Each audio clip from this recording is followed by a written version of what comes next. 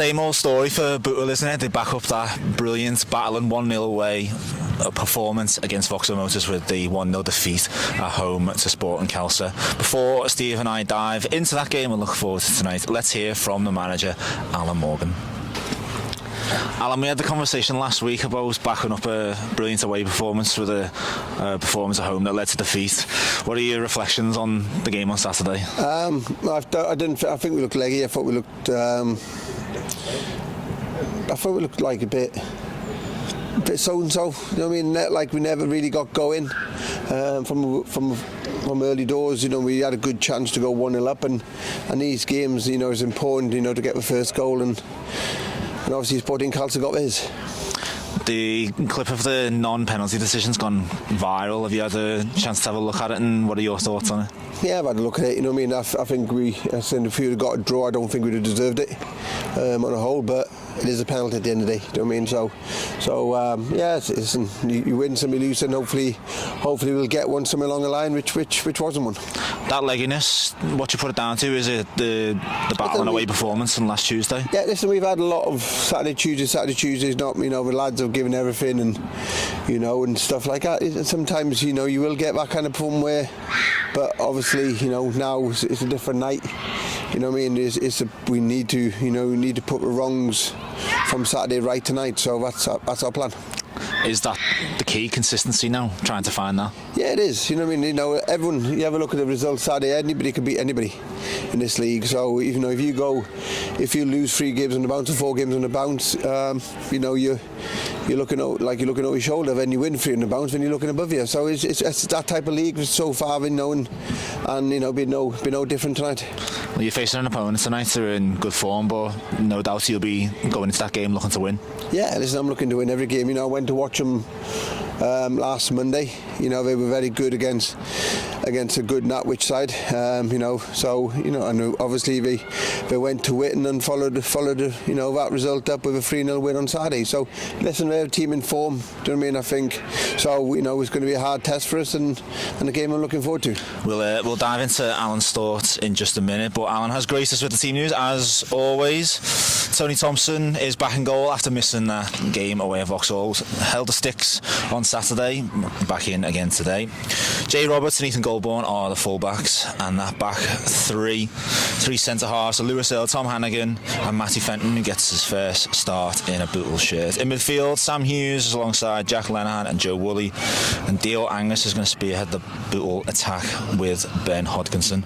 The substitutes, or impact players, are Michael Simpson, Ben Dufton-Kelly, Harry Rimmer, Will Russ and Owen Hogan. So let's talk about Saturday. First of all, I've got a bit of an insight for you. Exclusive. I believe we're playing forward the back, and someone's pushing into midfield. Well, there were murmurs and rumours of that happening. That's what I've just been told. We will look into that. I think that's what was expected to happen. Yeah. Whether it will, we will wait and see. But on Saturday, you mentioned it before, and I asked Alan this. It's so frustrating to go from that brilliant away performance at Vauxhall and then following it up with that really poor 1-0 defeat to Sporting Kelsa. 2 good performances. You take 4 points on the road against Stafford away and Vauxhall away. You take that all day, but as it is, it's 2 points out of 12, 4 home games. It's not great, is it? We had a little goal, 10-15 minutes towards the end. Apart from that, I thought Sporting Kelsa, considering where they are in the league, they were more than worthy. The 1-0 lead could have made it 2. The great save off Tony in the first half. They looked dangerous. The 2 wide men in the forward, the big lad up front. It was only the last 10 minutes with a crack, and I mean, we should have had a penalty, but weren't given. But yeah, it weren't great. Well, Alan said himself that they wouldn't have deserved to get it. It would have been harsh on Sporting Kelsa. I mean, don't be wrong, it was a stonewall penalty, and even their staff watched it after the game because Kai done a little clip and they were laughing. They got away with one. They didn't get away with one, but you know, could have easily been given, and you know, they take a point away from home, but I think they more than deserved the 3 anyway.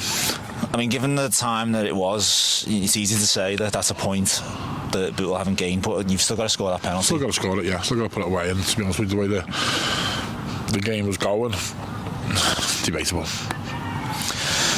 So we move on to tonight, Tuesday night, here at the Bury Street Garage Stadium. Atherton Collieries are the visitors. Now, about a month ago, this would have been considered an achievable 3 points, but Atherton Collieries are one of the informed teams in the league now, so this is not going to be easy. 3-0 away at Whitton on Saturday, which is no mean feat. Turned around 12 months, because they struggled last season when they come down. They really struggled. I think they took it quite close to the wire, didn't they, to survival.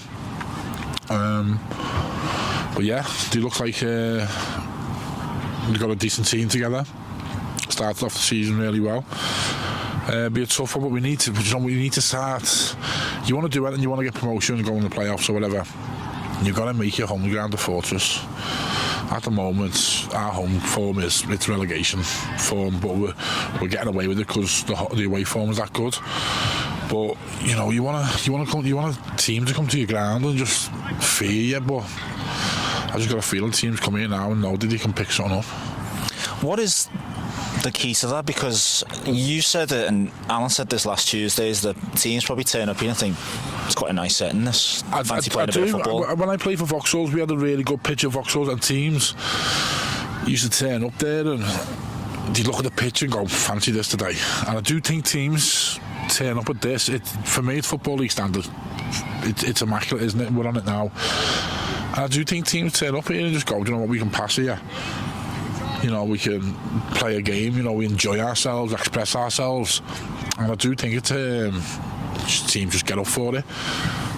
Certainly at times, Sporting Council played some really good football on Saturday, but they wouldn't do that away at Atherton Collieries or Hanley Town. I was just thinking of Atherton Collieries. We went there in March. Clitheroe, even where it's bouncy and stuff like that. I mean, the pitches are all half decent this time of year anyway, but this stays like this most of the season. I don't know, I think that's partly part of it. I don't know, the confidence. I don't know, but we need to get it right. We need to get it right sooner rather than later. Okay, put yourself on the line. Must win or must not lose? Must win. Must win game for Bootle tonight then. I only say that because, I think we're only 5 off the top, aren't we? Not that far away, but have played the most games. Played the most games. I know we always say points in the bag, but just as an indicator for that, Bootle played 12, Runcorn Linton played 6. Yeah, well there you go. So they got 6 games in hands effectively. You're going to say they're going to win 3 or 4 out of them. So I just think the way the games in hand are, and I know you've got to win your games in hand, but if the majority of teams in and around us win them games at hand, we're going to plumb an extra stone. So I think it's important to stop the rot and get a good win tonight under the lights. Hopefully we get a few in who boycotts watching England and come down support. It's not a bad evening, is it? It's no wins. I wouldn't say it's cold, but hopefully we get a few in and put a good performance. Just while you mentioned it, those games in hand those teams have got, it is coming up to winter time. November, December will be very much upon us.